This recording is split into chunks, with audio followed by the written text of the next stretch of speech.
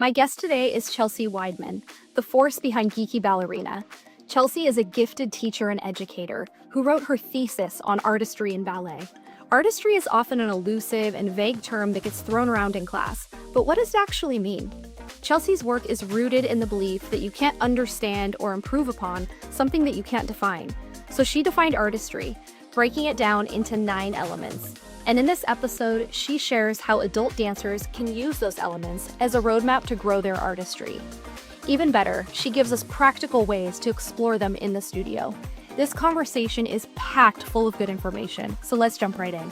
Chelsea, I am so excited to have you on the podcast. Again, you have done such beautiful research and teaching work on the topic of artistry, and today we're going to explore how adult dancers can understand and cultivate artistry. So I'm so excited to have you again. Thank you for being here. Thank you. I'm so excited to be here. I love talking to people. Me too. Honestly, I'm like, doing podcasting is so fun for me. I love it. I'm so glad because it means you'll do it forever and then I have more of your podcasts to listen to. Yes. Yeah, you're one of those guests that I just want to have in constant rotation because you bring so much. And I'm so excited to talk about this subject in particular because, like I mentioned, you've done a lot of work in this area. And I'm hoping maybe we could start just with talking a little bit about your background as a dancer and a teacher and what led you to this particular focus on artistry. Sure. Okay. I took my first ballet class when I was 12, which is very late if you're a 12-year-old and is very young if you're over 21. But it felt very late at the time. I fell in love with it. I had some really good teachers. I came into teaching. I fell into it, really. I was taking at a competition dance studio my junior and senior year in high school. And they had one ballet teacher and she had a baby. And so they were like, we need you to cover some of her classes. So that's how I got into teaching. But I knew it's like everything else. You're not good at it when you start. And so I started looking into how could I be better at this? And I started looking for how do I help people with artistry really early, like before I was even 20, I was looking into it because I do feel like it's something that comes pretty naturally to me. But there really wasn't even vocabulary to talk about what artistry is. So I was looking and I never found it. And then I went to do my master's degree. And because my master's is in interdisciplinary arts, as part of the application process, you have to say what you want to look at, what your area of inquiry is going to be. And so I was like, I want to look into what artistry is. And that some professors thought that was cool. And some professors were like, if you define it, you can't do it. And I'm like, okay, well, fine, but someone's got to define it. So I did. And I am under no illusion that I have nailed the perfect definition of artistry, but I am pretty sure I'm one of the very few people who have tried because I haven't found anybody else yet. If you know of someone, send me a message. I would love to read it. But in the course of my research, the first thing you have to do is define something before you can talk about it. Yeah. And so I looked at artistry and I broke it down into when I was a grad student, I broke it down into 8 elements.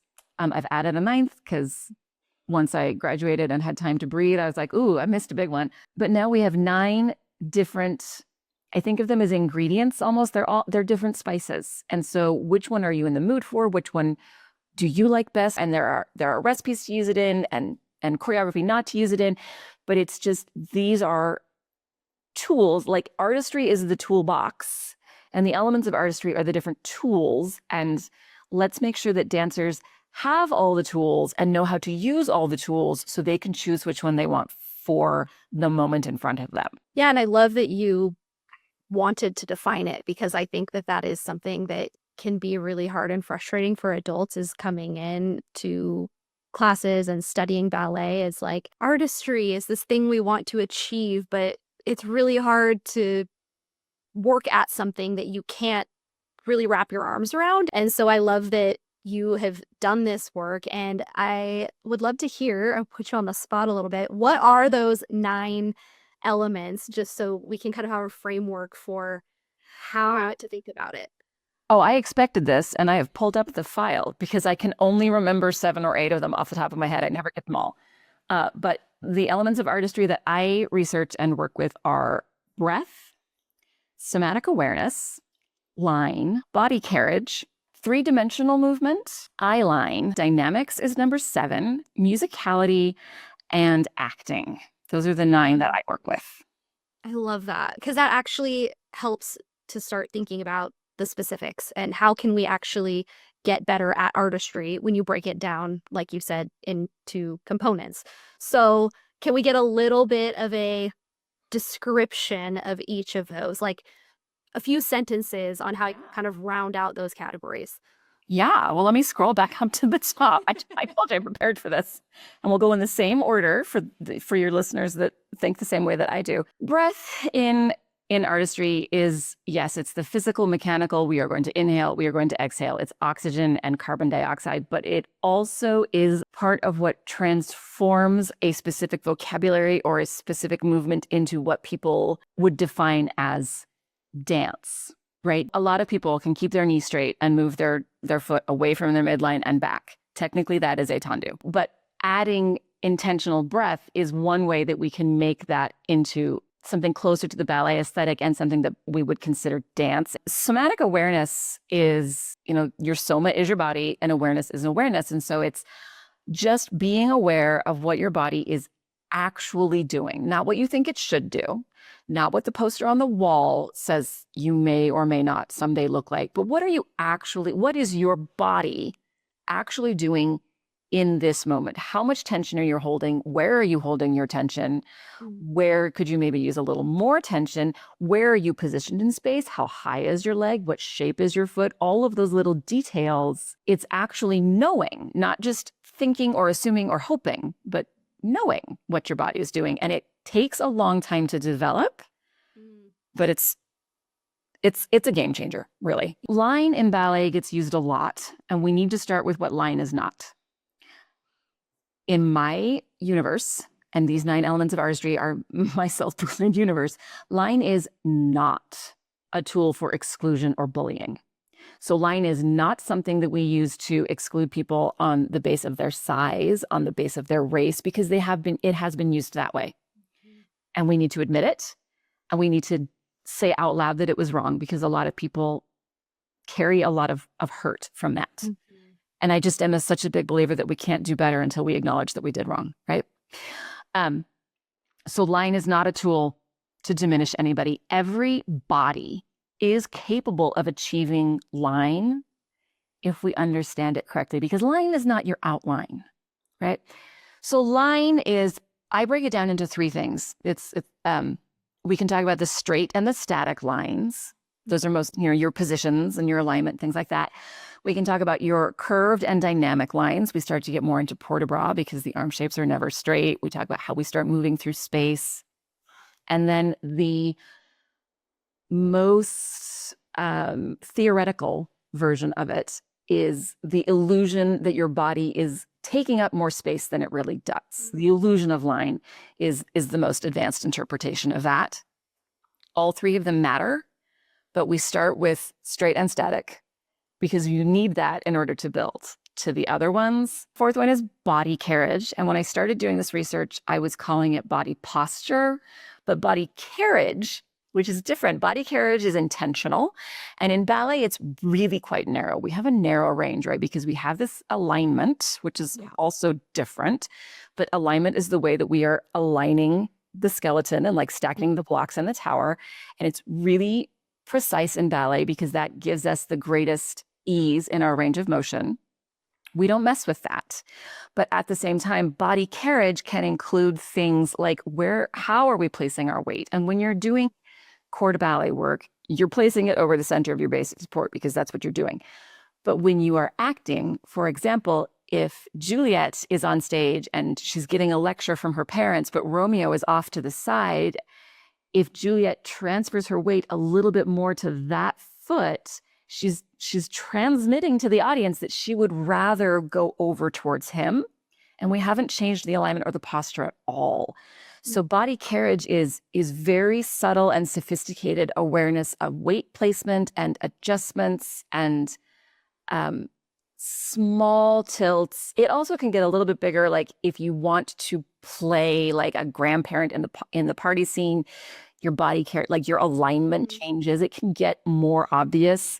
Three-dimensional movement is something that ballet dancers in particular tend to have a harder time with than dancers in other genres, just because ballet evolved with turnout, with the proscenium stage, with everything is towards your patron, towards your royalty. And it's really common for ballet dancers to feel and conceptualize themselves a lot like paper dolls. Everything pretty is on the front. There's nothing on the back. It doesn't matter. But we are three-dimensional people. We have actual body. I have muscles behind me. I have skin behind me. I have space behind me. And when you start thinking about how you move through three-dimensional movement on a technical level, it really can improve your turnout. If you start thinking about how are you maintaining your turnout as you move through space behind you, that one is a great entry point. We can start talking about things like negative space. We don't dance in a vacuum. Andrea Olson has this great quote that I cannot remember off the top of my head, but it's something along the lines of, there's not an empty space between the earth and the sky.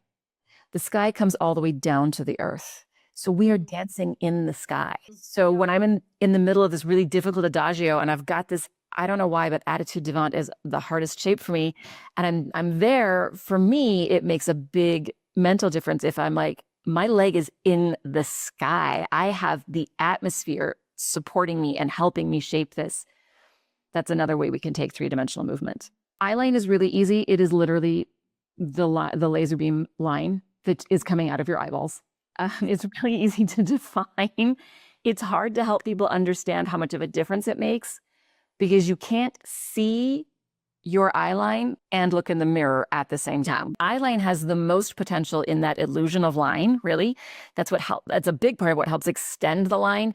And photography naturally is just a snapshot. And so it's very, very difficult to get that sense of expansiveness in a photograph, but that's the only way to see where your eyeline is going. Yeah. Really tricky that way. It also can help you with technique. Like if you can balance at the bar looking straight forward and then choose to look somewhere else, your pirouettes will improve.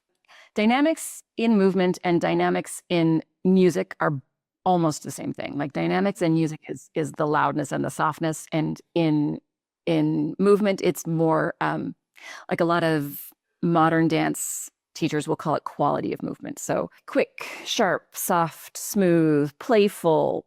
It's how you modulate the energy that you put into the movement without changing the technique of the movement at all. Yeah. Tendu is my favorite way to play with that because you can do a million tendus without getting super tired. Mm-hmm.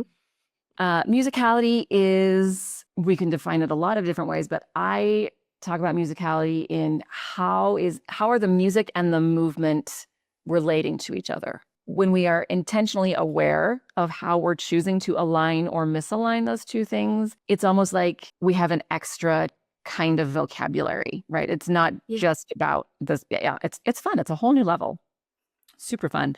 And then acting is really quite simple to define. It is acting. We are acting as if something is true when it is or is not. And it comes in mostly in performance. It's kind of hard to convince people to act in class unless they clearly had a really bad day and I am starting to take it personally. And then I'll be like, hey, I need you to act like you're having fun. Yeah. I think I said that earlier this week. Fake it till you make it sometimes in ballet. That was so helpful. Thank you for doing that. I know that was like asking you to go through. Can you summarize all of your research in 5 minutes? That'd be great. It seems like the kind of thing I should be able to do, which is why I had notes. No, but it's so helpful. And I think for adults, it really helps to demystify when a teacher says that they want to see more artistry. It's like, okay, these are tangible things that I can think about. Like I love breath as one, because I know recently you had sent out a newsletter, which if you're not subscribing to our newsletters, you definitely should, about breath in pliés, whether you breathe in going down or breathe out, like trying different ways of breathing, even in a plie. And I love that because that gives such a practical way to start playing with these ideas. So maybe you could share a little bit more about that aspect of like if an adult dancer is in class and they're wanting to expand on this idea of adding artistry into a 90-minute technique class, what are some things that they can do, for example, like with breath or these other 9 elements to start incorporating them? My first advice is always pick the element of artistry that sounds like the most fun. Start there. And I am just as guilty of this as anybody, because sometimes we think that it has to be work and it has to be hard. And like, I should pick the one that is going to be the biggest challenge. No, start where it's fun, because just trust me, it'll work better. But yeah, let's go back and start with breath. So the most important things to know about breath is that it's individual. Also, only do these one at a time, because you can only keep track of one thing at a time. One way you can look at it is the body literally gets bigger when you inhale, and it literally gets smaller as you exhale. So as you tongue, you might want to inhale, and you might want to exhale as you close. Not every time though, because what are the odds that that combination is going to sync up with your lung capacity? But the flip side of that, sometimes the opposite thing can be true, because when we exhale, we naturally engage our core a little bit more. So if you're doing a développé, even though the shape is getting bigger, you might want to exhale to engage your core. This is the thing that is so tricky about helping coach people with breathing, is that the only rules are that it's individual, and then we love for it to be rhythmic. Another thing, that if you have a teacher that is having like a turn day and just you're doing a million turns, give yourself a minute to experiment with, do you like to inhale on the preparation and exhale on the turn? Or do you like to exhale on the preparation and inhale on the turn? Because most people have a preference, but unless you do them back to back, it's hard to remember which one you liked better. But usually people have a preference that will help their turns.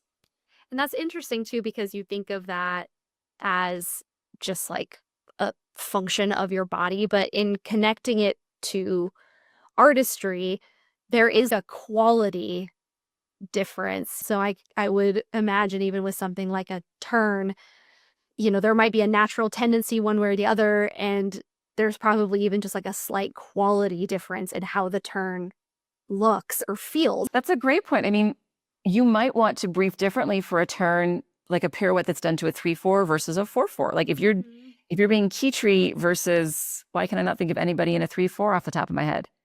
Like Kitri is very sassy. And then if you're going to go to somebody, like if you're going to do Arabian that's not at all sassy, maybe there's a pirouette in both of those. But you can experiment with how you want to breathe through the turn to help you get to your expressive goal. So that's breath. Oh, somatic awareness. I think the most important thing for adults to know with somatic awareness is that you deserve forgiveness and you deserve kindness, because adults are so hard on themselves. And we start talking about, okay, let's become aware of our bodies. And the first thing we notice is tension. And the worst way to release tension is to be mad at yourself about it. From experience, I can tell you that doesn't work. So you notice the tension. If you noticed it, that's a win, because a lot of people don't. And then you just get to go through this very gentle questioning process of, is this tension from this movement? Is this tension from something that happened on my commute to the studio? Is this tension something that I noticed? I probably noticed this like 2 years ago, but when I go to pour water from one thing to another, I don't rotate in my shoulder joint. I tilt my whole upper spine. I don't know why, but I noticed it because I was like, why are my shoulders all the way up by my ears? And then one day I realized that in like putting away dishes, I'm not lifting my arm to get the dishes up into the cupboard. I'm lifting my shoulders, and then I don't know where that came from. No, it's so funny, the things we do like that. Mine was brushing my teeth. I had a college roommate who was like, why, like, you like are so aggressive. And I didn't even realize brushing my teeth was so much tension until someone noticed it. And I was like, oh, whew, relax. Yes. Brush your teeth.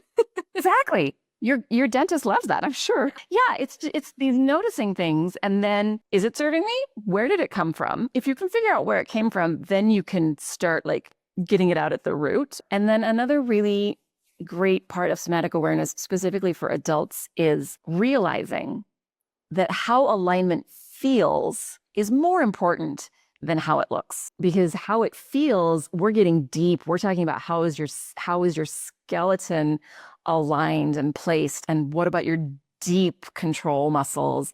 How it looks on the outline or in the mirror, will change over time. So let's prioritize how it feels. If you stick with that, the looks will take care of themselves. Okay, so the next one is line. The best thing that you can do as an adult dancer is give yourself permission to take up space. Right or wrong, pretty or ugly, it doesn't matter. Give yourself permission to take up space and then dare yourself to take up more. I think this is such an interesting one for adults too, because like I know for me at least, like there's been times where I've recorded myself taking class or doing a combination at home in the center, and I really felt like I was stretched and had really nice line, and then I watched the video and I'm like shocked at how small I still look. And so I think you're so right. It's like you have to think length and then more length, like space and then more space. We just have this tendency to compress. And I think it takes a lot of work and going even further than we think or are comfortable with to really start to hit those beautiful lines and like get that expansive feeling that we're all chasing. It's hard. Like it's really hard to achieve it. And I don't know why that is for adults, if it's just like part of as we get older and we're navigating the world and we kind of do this thing where we just make ourselves smaller and more polite and quieter. Because it's like kids are like, woo, they don't have to be told to like jump around and take up space and flail their arms. But adults, we have to be like, no, bigger, go for it. Like, don't be embarrassed. Don't be afraid. More, but it's like something we really have to actively think about as adults. Well, and I think you really covered it really well in one of your previous podcast episodes that you'll have to link in the show notes. But you said something along the lines of, as adults, we almost feel like we need to be good enough before we have permission to enjoy it. Yeah. And I just recommend that everybody go listen to that, both for their mental health and for the sake of their lines, because you're exactly right. That's what we're doing. We are self-editing, and we don't need to. Yeah. And it doesn't look as good, It's like it's funny how it might feel uncomfortable to take up that much space, but then you see it and you're like, oh yeah, that looks great, but we have the push. Yeah. Well, if it helps you, it is extremely rare as a teacher that I tell someone to take up less space. So the next one is three-dimensional movement. One of the things that I actually really like to do, and some people hate it when I do this, putting that out there, but we spend so much of class facing the mirror. A lot of times I'll be like, okay, notice how aware you are of the front of your body because we have been facing the mirror.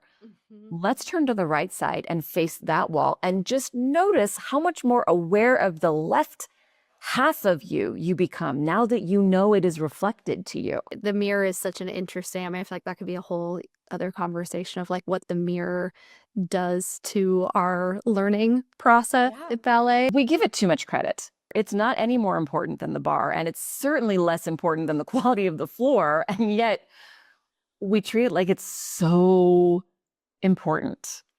Yeah. And does it become a hindrance to some of these other elements that we've talked about, even of like somatic awareness? Like, do we sometimes not lean into feeling things and understanding things as much in our body because we're so distracted by how it looks in the mirror? I often think that like it can really be a hindrance to some degree. Oh my gosh.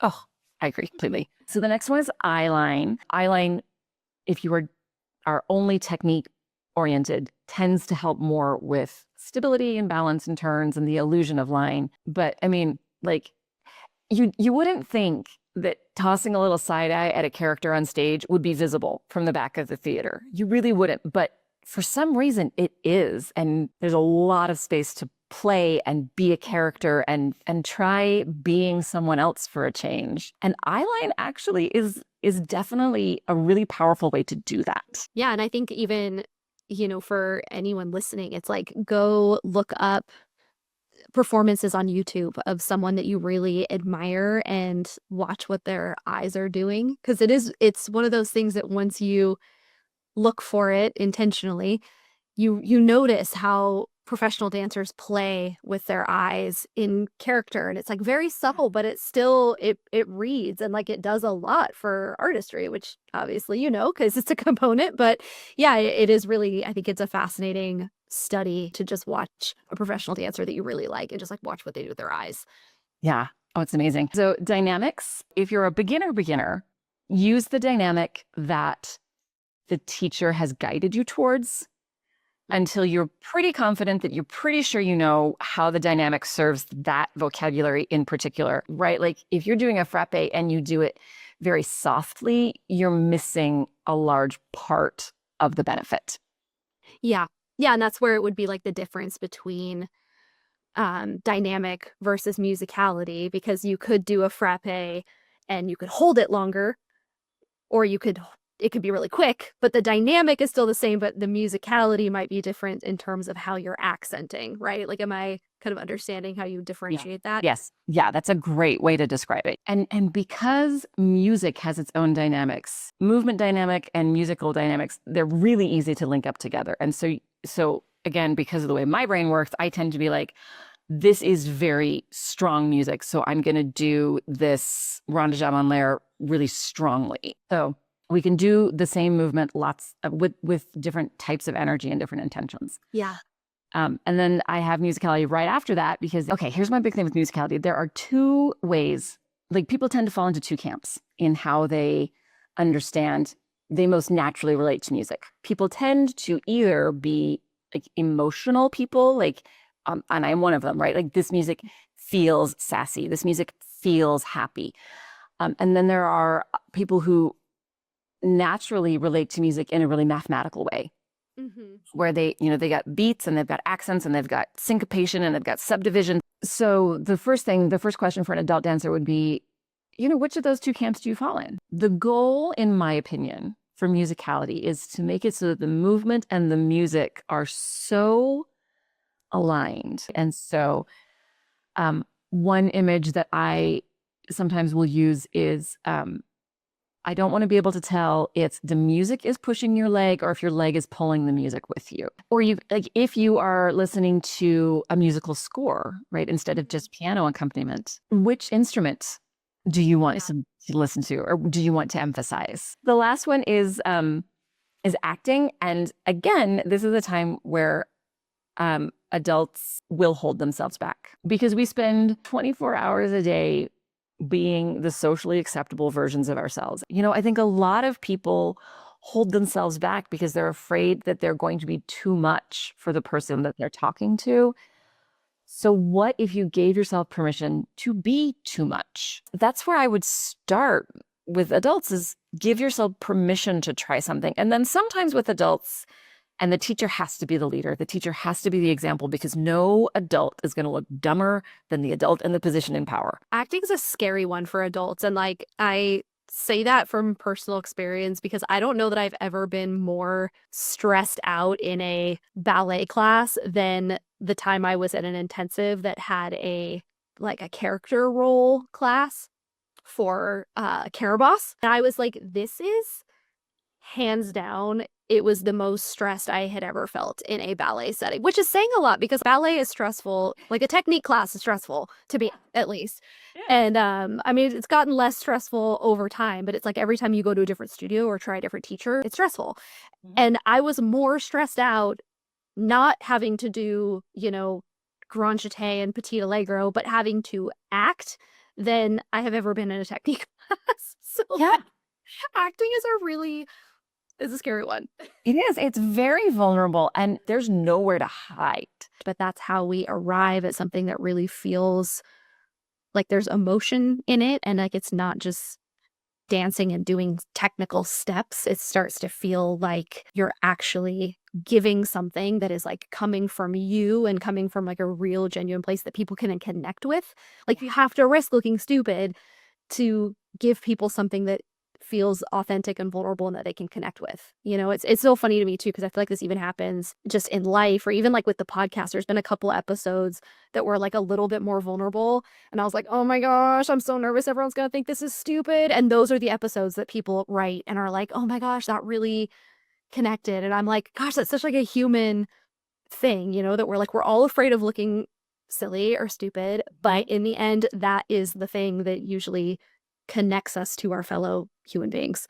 And all of the elements of artistry require the dancer to make their own choice and be a little bit vulnerable. Acting is just really vulnerable. But yeah, I mean, I can't say it any better than you did. This is why art has meaning, is because it's someone sharing something about themselves with you.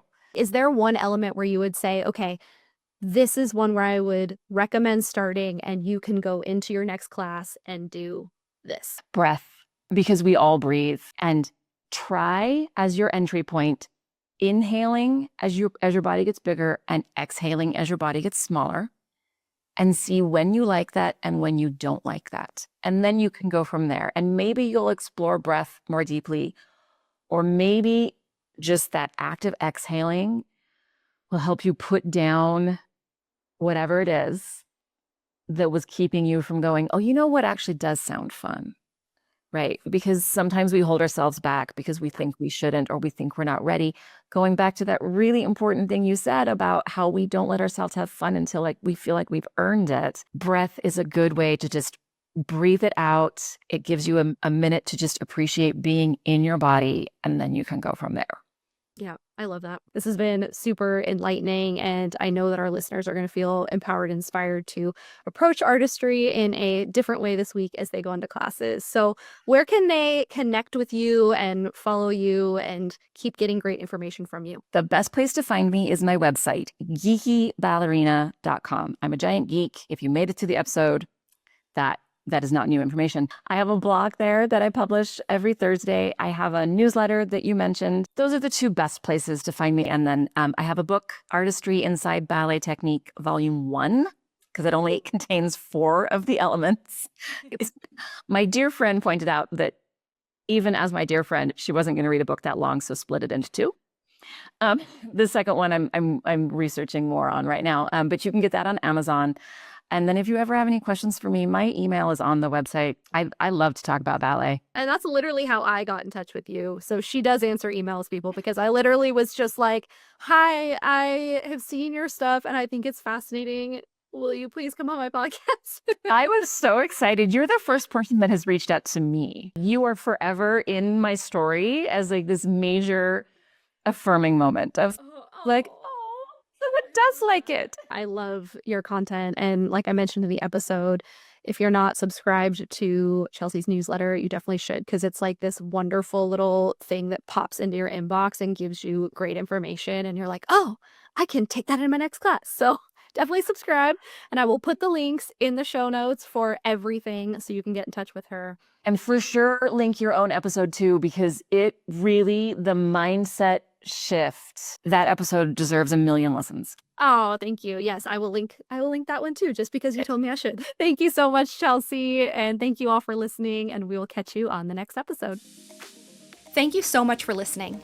If you'd like to support the show, you can join the After Class Corps de Ballet for just $3 a month through the listener support feature. It really helps keep the podcast going. And as a member, you'll even get a special shout out in future episodes. All the links mentioned in this episode, including the link to join the Corps, are included in the show notes. See you next week after class.